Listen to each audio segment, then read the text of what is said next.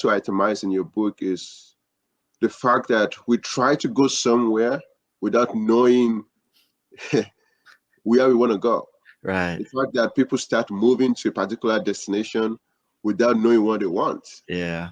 And my question is, why do people request clarity and guidance before they know where they want to go to? Well, I think that people have a general idea, but they're not dead set on it. So in the book, we talk about two types of complacency.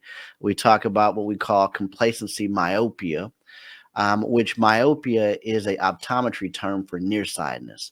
So this person that has complacency myopia, again, they stay very busy. They can, each day they're busy, they're learning, they're growing, but it's on something different every single day. It's like it's not streamlined at all. And so they don't have any big vision of where they're going. They just know, well, if I'm busy, I'm going to go somewhere. All right. Then they end up just going in circles because they're not there. But then you have those people that have complacency hyperopia. Now, hyperopia is an optometry term for farsightedness. Now, those people, they can see the big vision. I mean, they know that, hey, this is what I want to do. But then they look down and they refuse to move forward because they don't know or they can't see the next step. So they talk about the big vision. They have the vision board, but then they don't take the close steps. So our goal is to have, 20/20 vision. Our goal is to have a multifocal lens. Some of you out there have that multifocal lens. At the bottom, it's going to help you with the stuff that's near. At the top, it's going to help you with the stuff that's far. We have to have this multifocal lens in life.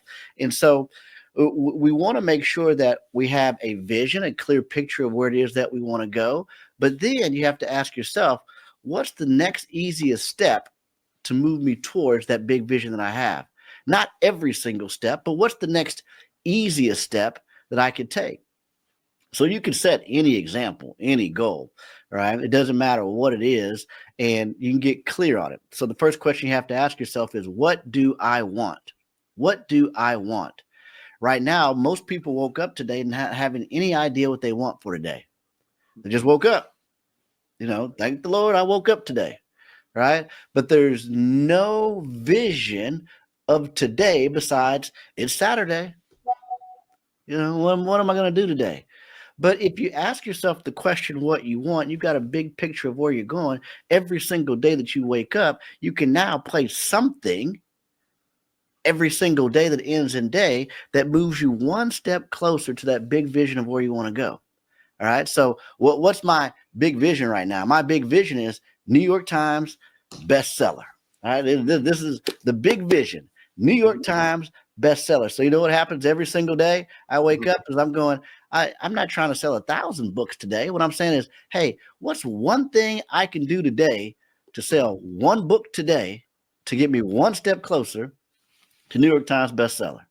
Now, whether I make it to New York Times bestseller or I make it, that doesn't matter. Ultimately, what I want and what I'm really saying is what's my big vision is I want to help as many people as possible. So today I wake up and say, hey, how is it possible that I'm going to help somebody today? Well, I know that I'm hopping on a podcast today. I know that I'm hopping on live today. And that's how I'm going to add value today. Tomorrow, how am I going to talk to one person tomorrow about this book tomorrow? How am I going to add value to someone tomorrow? Right. And so if we do something every day that ends in day that moves us towards our goal, and we've got that big, clear vision, man, we're going to move towards that faster than we can possibly imagine.